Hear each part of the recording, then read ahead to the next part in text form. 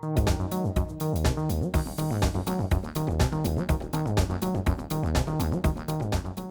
is my first time actually being here and actually speaking or being part of this meeting, so I want to thank you all for allowing me the opportunity to be here. Scotty and I were laughing a little bit when I walked in. I had this bright yellow suit on, and he says, "Thank you so much for wearing your yellow since it's raining outside." I said, "I figure I'd bring the sunshine in that Baton Rouge seems like we can't handle not any more rain at all. So I'm trying to bring a little sunshine this morning.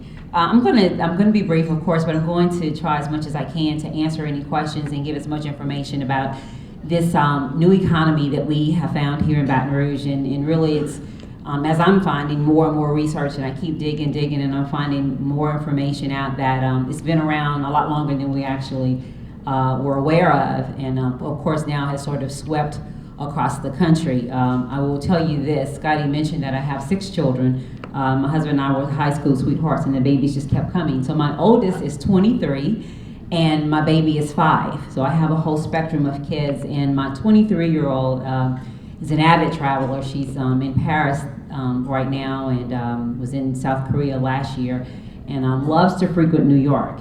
And I got my first introduction to Airbnb when she said, "Mom, I'm in New York." And I said, "Well, where are you staying, honey?" She says, "I have no idea." And so she said, "I think I'm going to find this Airbnb." And I said, "The Air what?" I had no idea even what it was. And so she explained to me what an Airbnb was. And I said, "I have no idea where you are. I need pictures, an address, photographs, so I can find the nearest friend just in case I can't find you." And surely enough, she introduced her mom to this new industry and this new economy, and was quite surprised that I had no idea about it. But after settling in and her being there, I found out about Airbnbs and sort of how they started to expand all across the country. As I appreciate it, Airbnb has become, in a little more than a decade now, a global multi-million-dollar pillar of a sharing economy. In 2017, the company made $93 million in profit on $2.6 billion in revenue, exceeding their own expectations. Due to the company's size, Airbnb's strategy announcement ended up being a global event. Airbnbs were founded on the idea, as I understand, of helping individuals make a few extra bucks while they were away on vacation. According to the founder and CEO, the driver in this market was the opportunity to buy property and to make money. Airbnb's name referred back to its modest beginnings. In late 2007, founders Brian Chesky and Joe Gebbia inflated air mattresses in a small room in San Francisco, aiming to attract attendees to a tech conference, and started their experiment with an online bed and breakfast.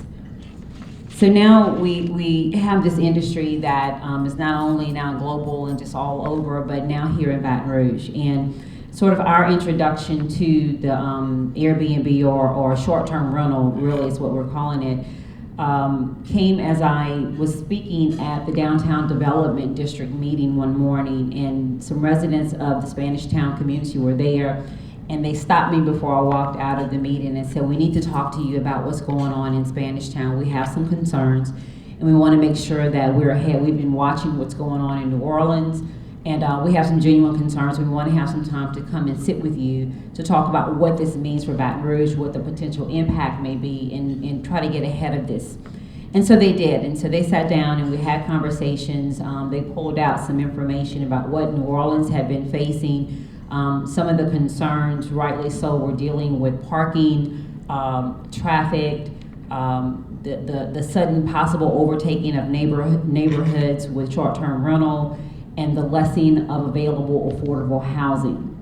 And so those were some legitimate concerns, and we sat down and we had discussions. And one of the things they told me when they walked in is said, "We want to make you understand we're not against this industry. We recognize that this is an industry that's here, and it's a new growing economy. However, we do want to make sure that the character, the integrity, the things that we've grown to love and enjoy in our communities are preserved, and that's why we're here." And I appreciated that much so. Back in 2009, the Spanish Town community. And for those of you that don't know, Council District 10, which by the way is the best district in the city of Baton Rouge, I can say that. But it's the gumbo of Baton Rouge in my opinion. But it goes back all the way from the back gates of LSU all the way now to the back gates of Southern. And so I had the unique experience of being the first councilwoman or council person in the history of city of Baton Rouge of having both LSU, downtown, and Southern in the district. So I've had a really exciting time with that. And with that, I have a very, very diverse district. And Spanish Town, I have the district that has all of the historical districts located within District 10. And so we've had all kinds of unique issues and circumstances that are specifically relative to those neighborhoods. And back in 2009, Spanish Town in particular was having an issue with parking as it relates to the legislature. Every time the legislature would be in session, people would come home with their groceries and could not find a place to park in their own neighborhoods. And so we got together and we actually put together a parking permit that if you parked in the Spanish Town area, the intent was to protect those individuals that lived there. You had to have a parking permit. And so we did that back in 2009, and it's been there ever since. One of the things that we found more recently, because of the attractiveness, is sort of the double-edged sword with our historical neighborhoods. They're really great places to be, and everybody wants to be there. They're really great places to be, and everybody wants to be there. And so that comes with a number of other issues. And so we found that short-term rental, because of the life and the culture and the character and all the things that go with historical neighborhoods, specifically Spanish Town, they found themselves being sort of the neighborhood that everybody wanted to be in. And so once I met with the residents that came to me that said they wanted to talk, I got a phone call from the Airbnb representatives here in the city. And I said, hey, we want to be at the table. We have some experience about what has happened in New Orleans. There was a draft compromise that was put together in the city of New Orleans. And we want to talk to you about what we've done there, what we're trying to still do, and get ahead of this as it relates to the Baton Rouge industry. And so we met, had conversation, and surprisingly enough, these individuals that I met with had a lot of the same underlining foundational beliefs and desires as the community residents. They too wanted to make sure that the integrity and the character and all of all of us knew to enjoy in that community was preserved. And but they did have some issues. They wanted to make sure that they paid their fair share. So one of the things they said is we don't have a problem with paying the same tax that the hotels and motels pay. We want to make sure that we adhere to the current parking requirements. We don't expect any expansion of parking. We want to adhere to that. And so with all the conversation, I felt like it was an opportunity for all of us to get together and meet as a collective so that we can come up with something that would be amenable, hopefully, to all parties involved. And we did that, and as a result of that, we put together a draft ordinance that sort of dealt with making sure that there was a percentage in place that allowed for there not to be an overflow of short-term rentals. Because one of the issues that came up is that in some neighborhoods that we're watching across the country, investors that really don't care about these neighborhoods, don't have an appreciation for the culture and the character of the communities, all of a sudden are coming in and are buying properties, and in some instances almost buying entire neighborhoods and turning those neighborhoods into short-term rental properties and forcing those individuals out. So you no longer have that neighbor next door that you can go and borrow a cup of sugar, or if you get in trouble, someone that can help transport you to the hospital. And so that was a real concern of all of ours, that we did not want neighborhoods that were turned into short-term rental, and we already have a housing shortage, and now we have an additional housing shortage because we can't have any of quality affordable housing in our communities. So with that, we got together, we had some conversation, we pulled together with the parish attorney a preliminary draft of what that could look like, making sure that the parking was adhered to, making sure that there was a percentage, there was a cap on the amount of short-term rental properties that an investor could actually have, and a number of things that we thought would be relative to making sure that this industry was something that that we recognized was here, but also that we clearly understood needed to be regulated. And the intent was to get that ordinance out to everyone, give them an opportunity to respond. I think at some point in between there, the media got a hold to it. And so it was out, and we had individuals that said, hey, wait, we also want to be at the table, which was a really great thing. And that was the intent from the beginning. We just wanted to make sure that those individuals had an opportunity to respond. And so as a result, what we've done now is we are having further conversations. We recognize that while this started in our historical districts, this is an issue that neighborhoods really all across the city of Baton Rouge are concerned about, want to be at the table and want to be involved in. So I've started having conversations with my other colleagues on the council about this particular issue and how do they see the impact. We've had some conversations with the Federation of Civic Associations. I think there was a presentation that was done to that group. And so now we're having a larger dialogue where right at the end of the summer, we're going to allow for there to be some community meetings to get the rest of the public involved across the parish and see how this may be an impact on our entire parish and not just those neighborhoods that we started out with. So we thought it was a bigger issue, and that's where we are with that. I think that's all that I have, Scotty. If there's any questions, I would love to take any questions that you may have. Yes, Terry. What other neighborhoods besides Spanish Town, or have there been other neighborhoods besides Spanish Town that has reached out to you or expressed interest in getting involved in the conversation? So the question was, what other neighborhoods, or have there been any other neighborhoods that have reached out to me about getting involved? And so the short answer to that is yes. So as I understand it, Beauregard Town has expressed an interest in being involved in the conversation and the dialogue. There have been some neighborhoods that were part of the Federation of Civic Associations that wanted to make sure that they were at the table. We had some conversations with some members from Broadmoor, from Mid-City. And so there have been several individuals. I think as the conversation is getting more out there and people are finding out about short-term rental, what it is, what the potential impact is, what it's meaning across the country, more and more people are wanting to be involved and be at the table. Other questions? Yes, Mr. Winfield. Yeah, I wanted to know, you mentioned about the Airbnb willingness to pay the same taxes as the hotel and hotel industry with regard to the city of Baton Rouge. Mm-hmm. Is that still going to be an ordinance? So the question was, I mentioned that the Airbnbs expressed a willingness to pay the same tax that the hotel and motel industry pay, and he asked, would that be a part of the ordinance? So the short answer is yes. There was an expectation that they would adhere to those rules and regulations. They expressed to us at the meeting that they didn't see a problem with that. I know that there was some legislation that was going on at the State House regarding Airbnbs, specifically as it related to making sure that those taxes were captured. And I didn't see a whole lot of opposition to that, and they seemed to be amenable to making sure that happened. Yes. Will current investors who own properties in these neighborhoods be grandfathered in?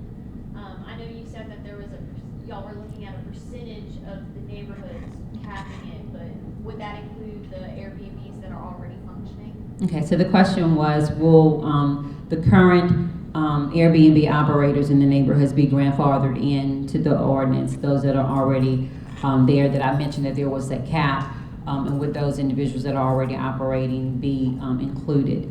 So let me just talk about the cap for a moment, because that was, we have some conversation going back and forth, and some people agree with the cap and some people don't agree with the cap. And the cap was really put in place. Our East Baton Rouge planning staff looked across the country at best practices and what people were doing to make sure that neighborhoods were protected.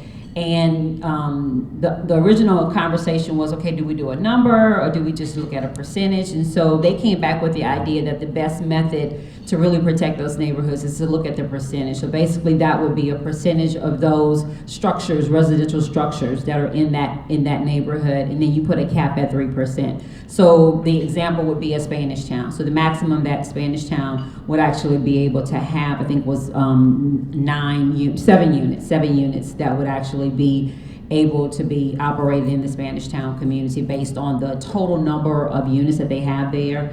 and that 3%. So the idea for the whole cap was that those neighborhoods would be protected. You wouldn't be able to have blocks and blocks of properties that would just be short-term rental.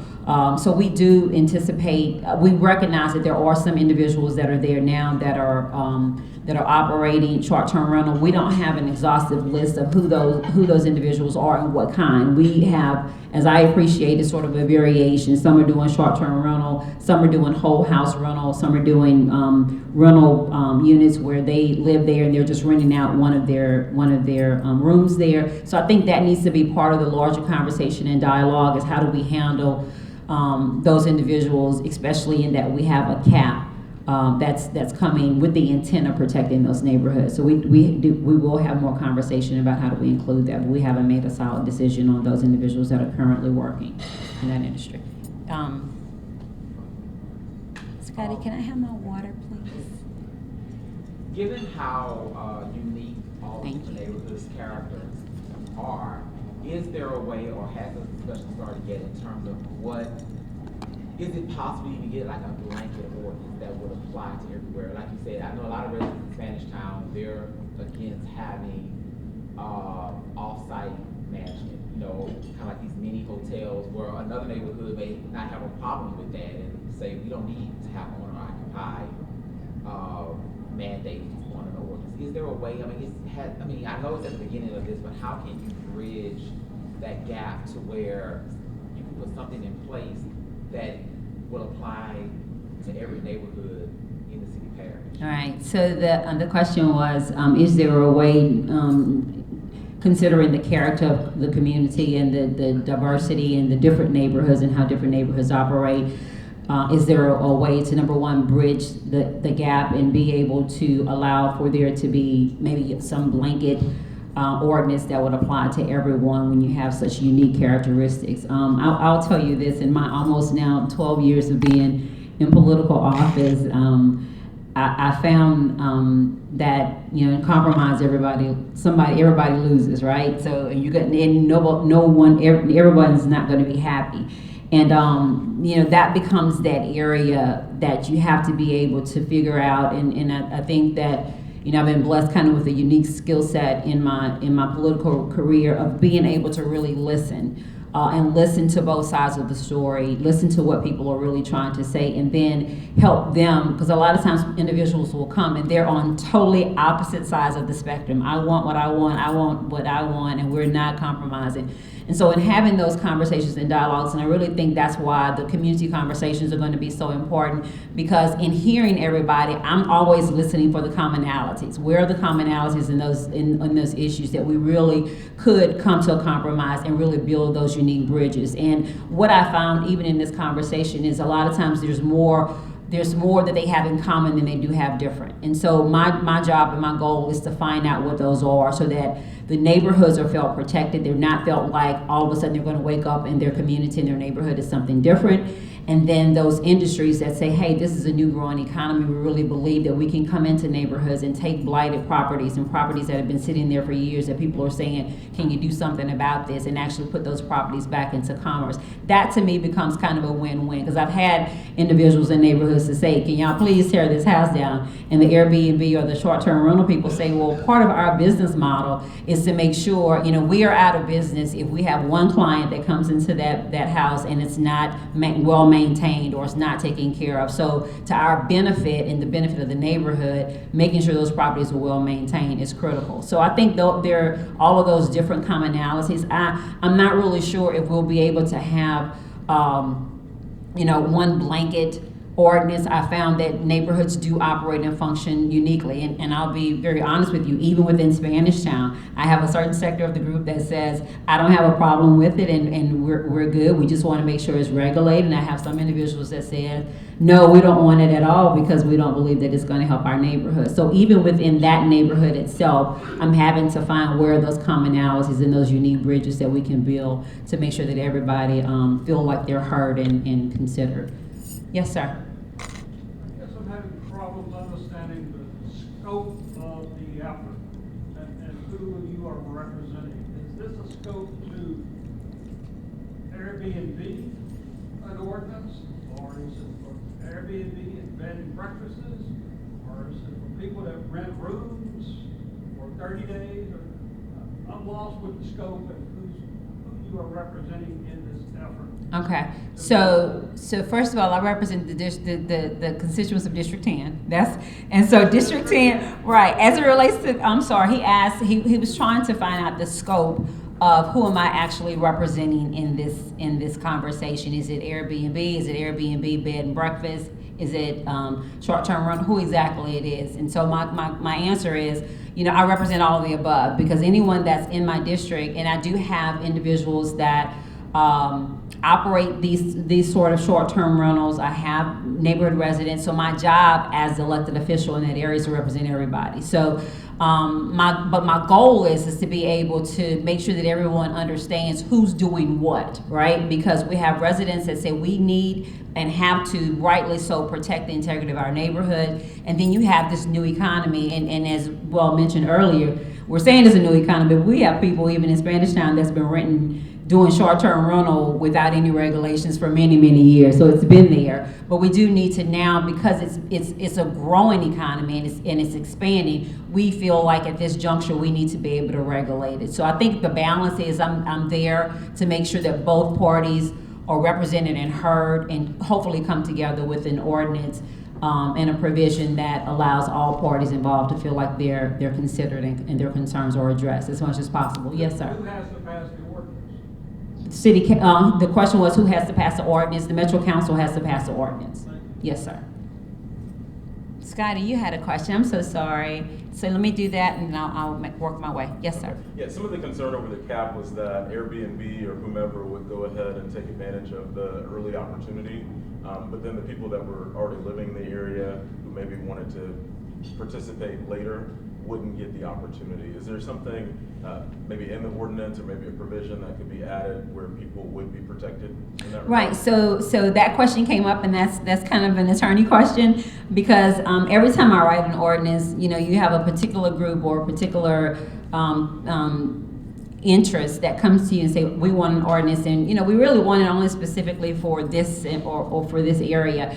And my attorneys keep telling me, Tara, as an elected official, as a lawmaker, you don't have the opportunity and the benefit of being able to cherry pick sort of who that's going to apply to. And so they're telling me that I really don't have the opportunity to sort of carve it out and say, well, we're going to reserve it just for you all because you live in that area. Now, that's something that definitely we're having conversations and dialogue about.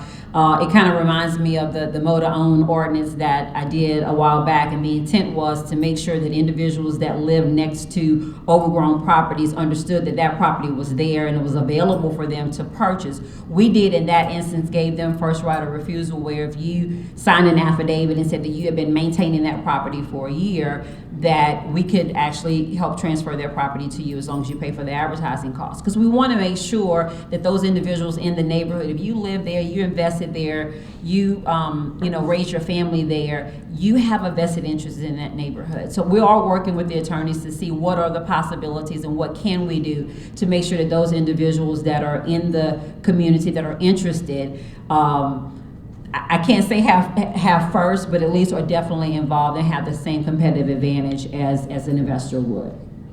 Yes, ma'am. I have a question about the neighborhoods that are A1.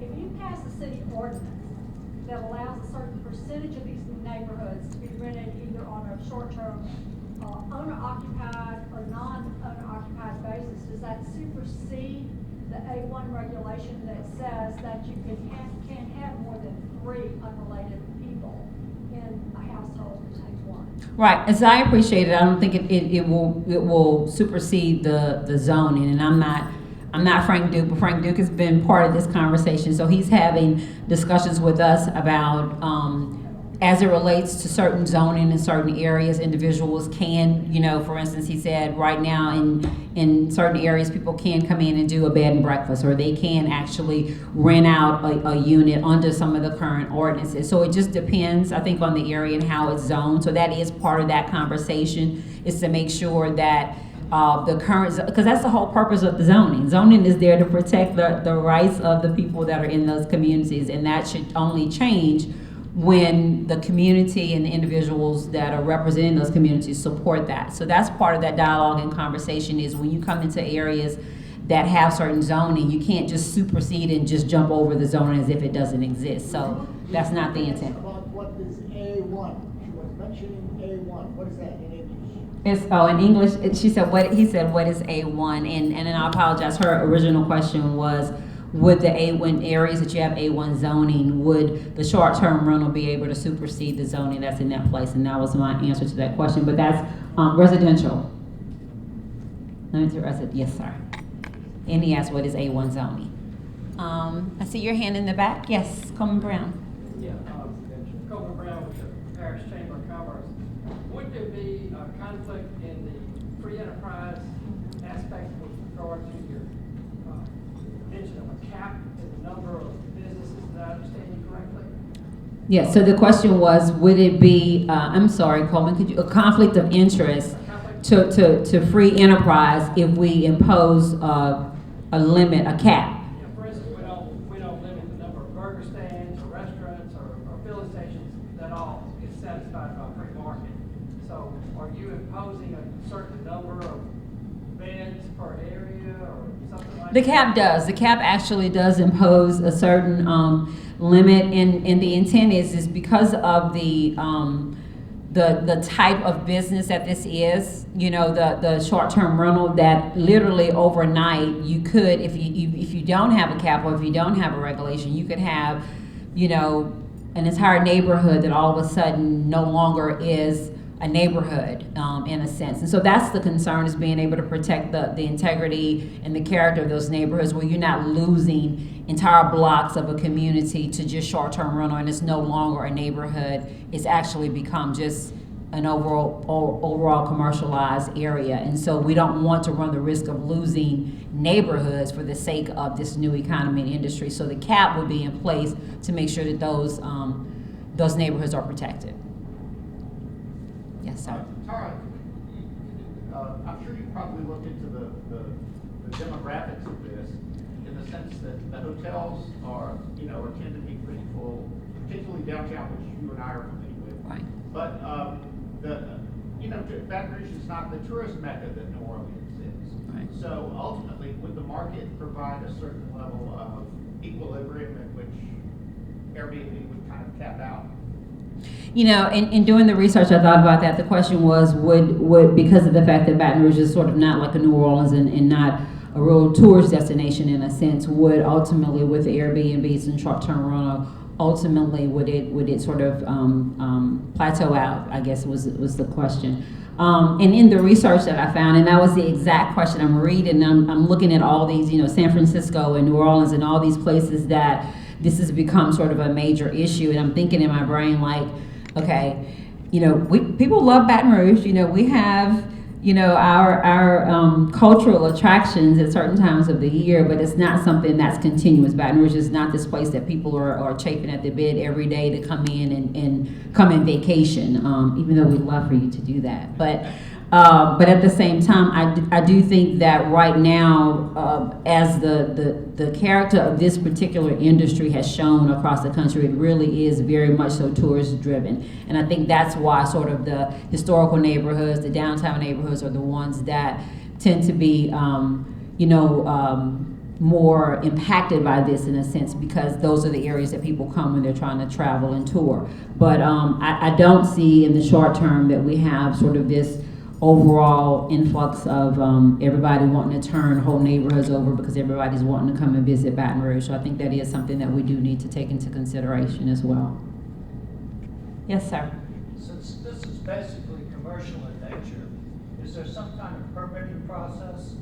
And who is going to administer all these caps, tax collections, and so on? So the question was, since it's, I apologize, I didn't hear the first part of your question. Since it's commercial in nature. Since it's commercial in nature, who's going to basically oversee and make sure that they're enforcing all these caps and things of that sort? So the permits actually for the short-term rental are going to be issued through our Department of Public Works. So would it be part of the Department Department of Public Works, specifically the Code Enforcement Department, that will be responsible for making sure that those obligations, those regulations are adhered to. They are the ones that do it now, and so that would continue.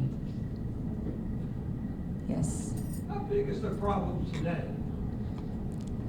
Well, I think if you ask some of the residents that are facing it, they would say it's huge because they wake up with it, and you know, they've had some, and in all honesty, they've had some situations where you've had some people that have taken advantage of the opportunity to, you know, host an event, you know, and things of that sort. And I heard once that they had one event where, you know, there were 11 cars, you know, lined down the street. And so in those kind of instances where people actually are in violation and they take advantage of it, it's a huge problem if you wake up or you come home and you have to drive around and around for several minutes just to find a place to park at your house. That's a problem. So, you know, I guess it's relative to who you ask, you know, and in some of those areas it's a big problem to those people that are facing it. It has not expanded in a sense all across the parish to where people are really that concerned about it. But it's a new industry, so we don't know where it may go. We don't know how it may grow, but we did watch New Orleans, and of course, again, New Orleans is a different animal, but we at least saw that it was enough of an impact here locally that we wanted to be able to get in front of it and at least have some regulations on the books so that people that are impacted by it feel like their neighborhoods are not under siege. Is it a problem bigger than Spanish Town? Is it a problem bigger in Spanish Town? Than Spanish Town? Is it a problem bigger than Spanish Town? Yes, it is. I think that at this point, because of the fact that, again, it's a growing economy, I found out earlier that there was some Airbnbs or some short-term rentals that were over in the Sherwood Forest area. So it is expanding. This is a new economy that now people are realizing that it's becoming, I think, a little bit even more than just tourists. And so people are seeing this as a new way to make money. And they're making a lot of money. And so with that, I think that we are obligated for the health, the safety, and the welfare of our citizens to make sure that we get ahead of it and make sure at least that we have some regulations in place to make sure people are protected. Yes, Barbara? So, I haven't seen a draft of this yet, but how is it going to be enforced? I know Bobby was talking about the A1 zoning, and I know we have Airbnb in our neighborhood that people complain about. But more than that, we have the issue of students and unrelated folks living in houses, and even when you turn it in, it doesn't get enforced. So how are we going to enforce this when we aren't even able to enforce the rules we have on the books? Yeah, and I think, right, and I think you and I know that, and Barbara asked, how do we enforce this, where we're dealing now with an ordinance that's already on the books where you have student units that are being rented out to students, and they're in violation a lot of times, and how are we going to make sure that that's enforced, because she has individuals in her council district that call all the time about, you know, the violations, and we're having a hard time even enforcing the current laws that are on the books. And I think you and I know it all boils down to making sure that there are resources. One of the things that we found out with our blight committee, and a lot of this falls within the Code Enforcement Department, and that is one of the departments, unfortunately, that is hugely has a huge problem with manpower. We just don't have enough of those officers out that are actually able to identify and help rectify these violations. And so as a city, I think that, you know, you put resources behind what is a priority. And when you look at something with that situation where you have houses that, you know, it was Councilman Mr. Jim Benham that actually put that ordinance together way back when he was on the council. And you're absolutely right. It's been on there forever, but because of the fact that we have a lack of code enforcement officers and enforcement and teeth behind it and resources, people kind of know that. And it's an unfortunate thing, but I think... Went to court, didn't we lose? Say that again? When we went to court against one individual who does this in Baton Rouge all over my area, didn't we lose that? I don't know if if we lost it. I think that if I'm not mistaken, and I could be wrong, she asked, when we went to court, didn't we actually lose that case? I don't remember if we actually lost it, but there was some conversation and because they were actually dealing with group homes as well, was part of the intent of that one. I don't remember the one that dealt with the student housing, but I knew about the one that dealt with the group homes, and they were in violation. I don't remember us actually losing that one. I have a question concerning when you are giving these approvals, are you including in the application and the requirements that they pay for the city employees to monitor, to collect taxes, to keep track of these people? In other words, instead of the taxpayers having to pay for the collection of the data and the taxes and stuff, that those businesses pay for the city employees to keep track of the money and stuff. So there is a cost. Well, the question was, in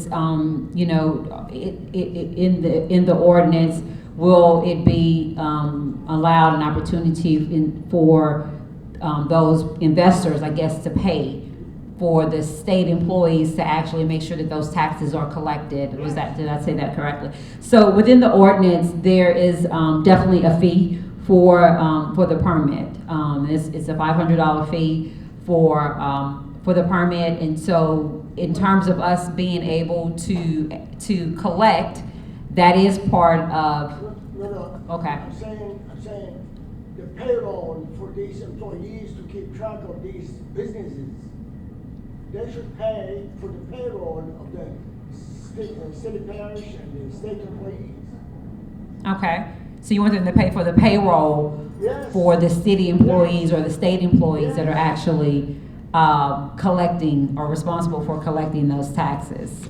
With any, I guess, policy or legislation or ordinance that we do have to recognize that there is a fiscal responsibility. And so anytime, and it goes back to Barbara's question about the enforcement, anytime that we put a policy in place, we also have to make sure that we have resources to make sure that those individuals adhere to the legislation that we're putting forth. And so right now, as it stands, this particular industry, whether we like it or not, the industry is out there and is operating. It's just operating right now unregulated. So we have one or two choices. We can either continue to allow it to operate and expand unregulated, or we can go ahead and make sure that we at least put something in place to make sure that neighborhoods are protected. There is going to be a cost one way or the other.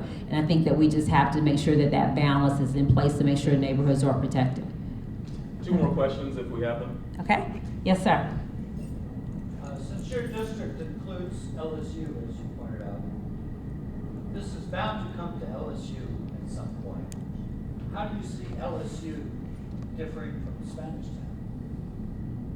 So the question is since I mentioned that I do have LSU in my district, this is bound to come to LSU, and how do I see LSU being any different than Spanish Town? And when you say LSU, do you mean LSU the campus or LSU the area around LSU, or?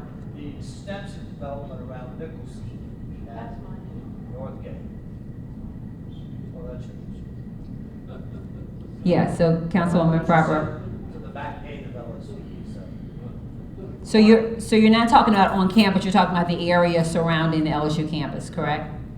Okay, so, and I'm not going to speak, of course, again, Councilwoman Freiberg mentioned that that's her area if you go past Goria Road, but I do have areas around my around the LSU area that are definitely part of District 10. And I don't necessarily see that any different than the Spanish Town area. It just so happens that right now you don't have an influx of everybody saying, I want to go there, but you're absolutely right. As this economy grows, as people are coming in, they're recognizing that I can go in and get an Airbnb or a short-term rental, and in some instances get it cheaper than I can a hotel, and it's easier and it's more accommodated, and I have the idea of kind of a household living. People like that concept, and so it is coming. And but I don't see it any different than, that's why I said that we needed to slow the process down for a moment and allow for there to be a larger conversation. Because if we're having it in Broadmoor, we're having it in Sherwood Forest, we're having it in Old South Baton Rouge, we're having it in Spanish Town, it's no longer unique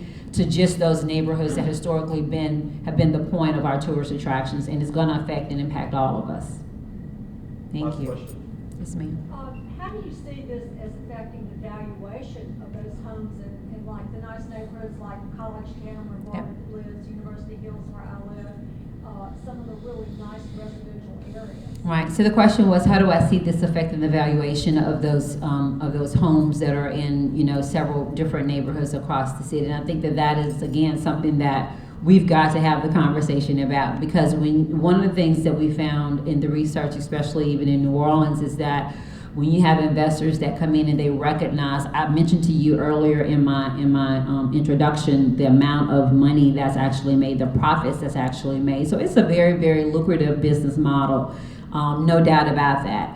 And so when you have individuals that now are able to come into neighborhoods and buy properties, and can actually buy them at a much increased value, and pay much more for them, all of a sudden you know that increases the values and the property values across the neighborhoods. And so we are concerned, again, especially about some of those neighborhoods, you know, the higher income neighborhoods, but also some of those neighborhoods that are more vulnerable to gentrification, and individuals that are able to come in and buy up, you know, blocks and blocks of property and pay enormous amounts for them, and with the intent of not having single-family residential homes there, but they want short-term rental. That's a huge concern, because literally overnight in some neighborhoods, those neighborhoods could disappear and people can no longer afford to live there. So that is a huge concern. Again, that's why we wanted to make sure that we at least had some caps in place so that you would not find blocks and blocks of a neighborhood all of a sudden now that have these, you know, accelerated values, and now people can't even afford to live in neighborhoods that they loved and grew up in.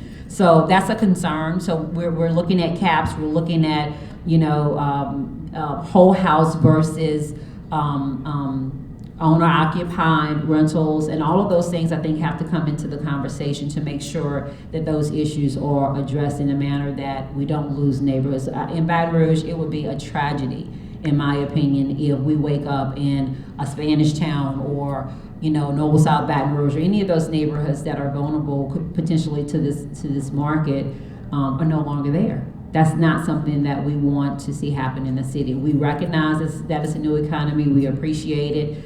With the millennials, they do things very differently. You know, they don't even want cars anymore. They Uber everywhere they go. So we have to recognize that it's a different way of doing things, but at the same time, protecting the value, the integrity, the culture, and the character of those neighborhoods, to me, has to be first and foremost our priority.